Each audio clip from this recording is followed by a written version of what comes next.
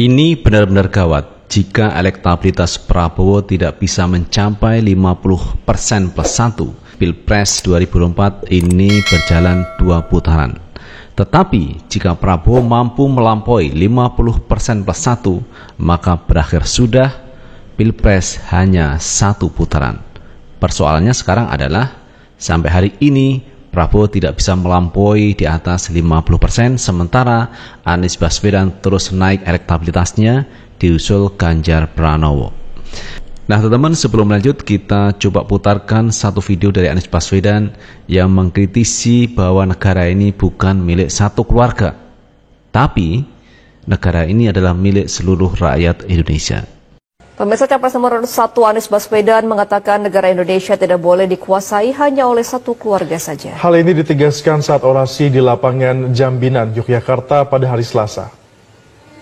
Anies juga mengatakan Indonesia bukan milik satu orang dan tidak ingin negara ini diatur seperti keluarga. Selanjutnya ia menambahkan hukum yang harusnya menjadi panglima malah digunakan pemegang kekuasaan untuk kepentingan pribadi yang tidak seharusnya terjadi. Anies lalu menegaskan ke depan Indonesia tidak akan menjadi negara kekuasaan di mana hukum bisa ditekuk sesuai kepentingan penguasa. Merasakan selama ini bagaimana negeri ini berada di persimpangan jalan. Betul? Kita tidak ingin negara ini diatur seperti keluarga. Ini bukan negeri milik seseorang. Ini bukan negeri milik satu keluarga. Ini adalah negeri milik seluruh rakyat Indonesia. Kita ingin mempertahankan, jangan sampai jadi negara kekuasaan. Ini bedanya nih. Negara hukum, penguasa diatur hukum. Negara kekuasaan, penguasa mengatur hukum. Kita tidak ingin jadi negara kekuasaan di mana hukum ditekak-tekuk sesuai kepentingan penguasa. Hukum diubah-ubah sesuai dengan kemauan pemegang kekuasaan. Betul. Dan kemudian praktek-praktek pelanggaran dibiarkan. Lihat gak korupsi sekarang?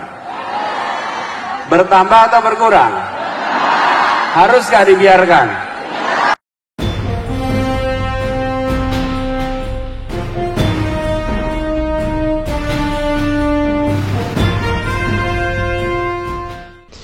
Assalamualaikum warahmatullahi wabarakatuh. Teman-teman, jumpa kembali dengan Enjoy Channel, channel yang membahas berita teraktual, terhangat, dan sedang menjadi perbincangan publik. Sahabat Enjoy Channel, kali ini yang akan kita bahas mengenai Pilpres 2024. Dinamika per hari ini terus semakin menghangat seiring menuju ke 14 Februari 2024. Ada masa-masa pelanggaran juga terjadi di mana-mana. Maka hal ini menjadi perhatian masyarakat. Kenapa kok tidak ada tindakan yang tegas dari pihak-pihak yang seharusnya melakukan tindakan? Seperti halnya ini teman, ada satu kejadian di mana baliho Anies Baswedan itu ditutupi baliho Prabowo Gibran. Dan ini tentu akan menjadi gesekan di masyarakat. Tentu yang melakukan ini adalah mereka-mereka yang mungkin tidak suka dengan Anies Baswedan, sehingga mereka mencoba untuk membuat masalah. Dan ini kalau dibiarkan ini bermasalah beneran teman-teman. Oleh karena itu aparat harus bertindak tegas. Coba kita tonton video yang satu ini. Motor ini Pak, jangan dirusak, jangan dibayar Pak. Jangan dirusak. Iya, digampar. Anu lu di bawah tuh sih. Nanti. Siapa bener kayak kia? Oh, nanti. Bawah dulu nunggu bawah dulu Mas. Kok bisa? Engkau pesen Mas. Dulu. Ini lah buka di foto tadi. Enggak kelihatan Mas. Termasuk ini lho. Dia Pak gelang ke ditumpuk lagi. Gambare ke, poti nang kene ki. Gelang ki. Udah kenapa matang ngabur banget ki. Matane poti nang kene ki. Sip, Pak. Apa bener ki pakai gelang? Gelang ki. Amin. Siap. Amin. Iya. Ini gambare. Kamu tadi bubar kan sudah Pop. Lah ini apa bener pakai aja ke TV kayak gini. Masalahnya posisinya dewek posisi dibalik karena lebih yang gas. Nanti ketua TKD-nya harus bertanggung jawab. Ini sedang ada pemindahan oleh caleg dari Gerindra. relawan yang tidak tahu siapa yang masang katanya, dan nanti akan kita selesaikan di forum. PR kita mencari tahu siapa yang masang dan motifnya yang jelas apa gitu loh.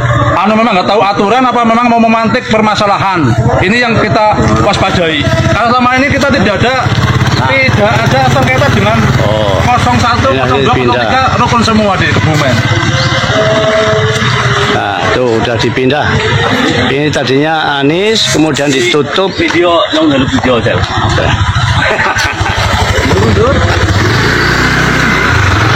ini disaksikan ada wartawan, ada Bawaslu, ada Polres, ada dari Polda. Nah, ini. Tapi nanti diminta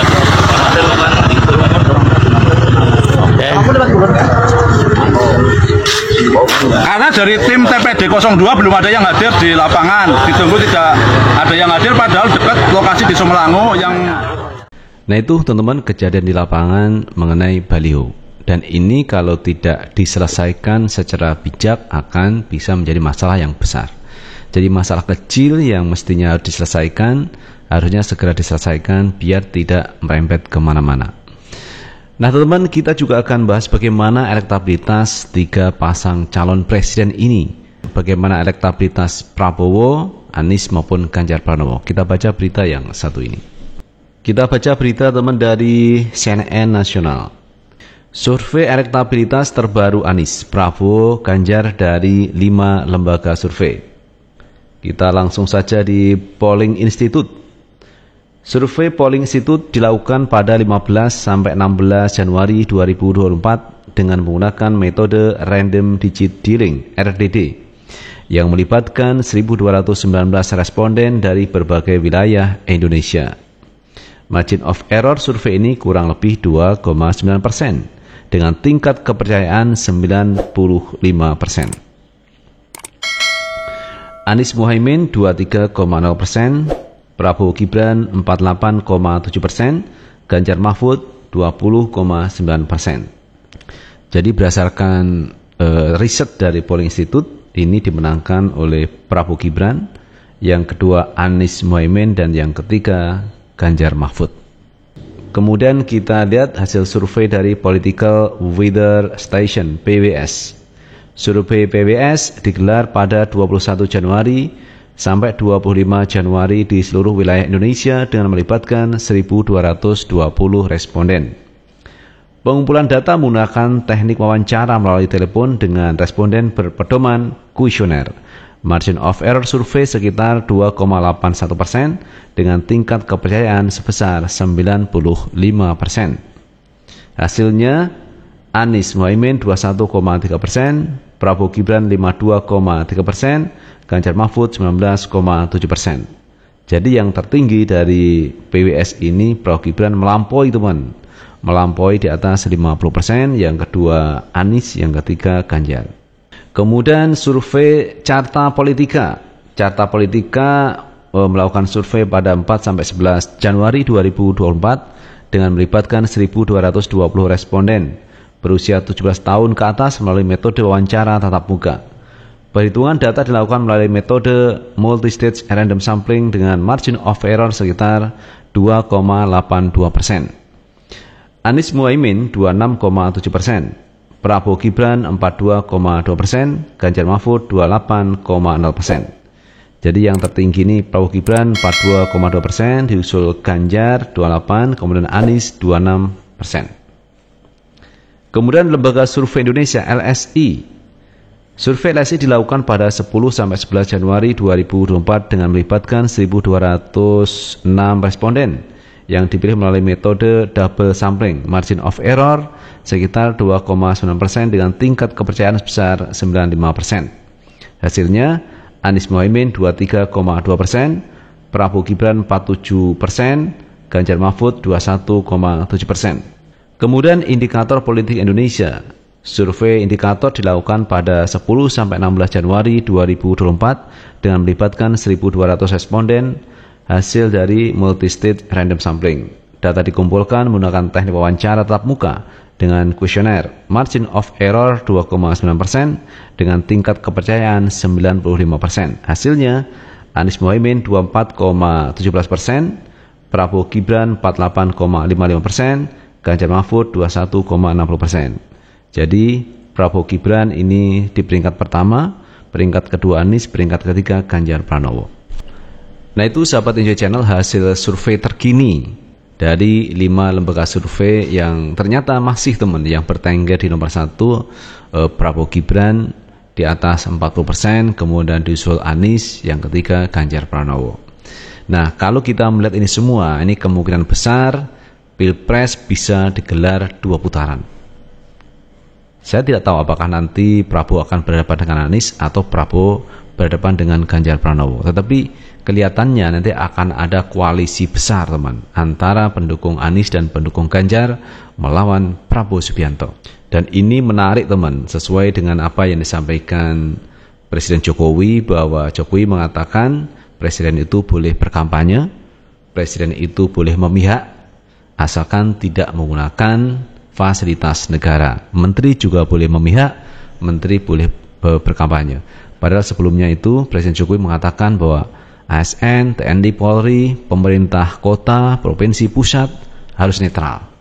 Pemerintah itu dalam arti kan pejabat publik, pejabat di tingkat kota, provinsi dan pusat itu kan netral. Itu yang menyampaikan Pak Jokowi. Tapi sekarang malah Pak Jokowi mengatakan bahwa Presiden itu boleh berkampanye, menteri boleh berkampanye, presiden boleh memihak, menteri boleh memihak. Nah ini, padahal sebelumnya Pak Jokowi mengatakan bahwa pemerintah kota, pemerintah provinsi, pemerintah pusat harus netral. Tetapi yang ngomong netral sekarang ngomongnya boleh berkampanye, boleh memihak. Mungkin ini karena anaknya maju menjadi cawapres teman, sehingga pernyataan Jokowi seperti itu yang hari ini menjadi sorotan publik.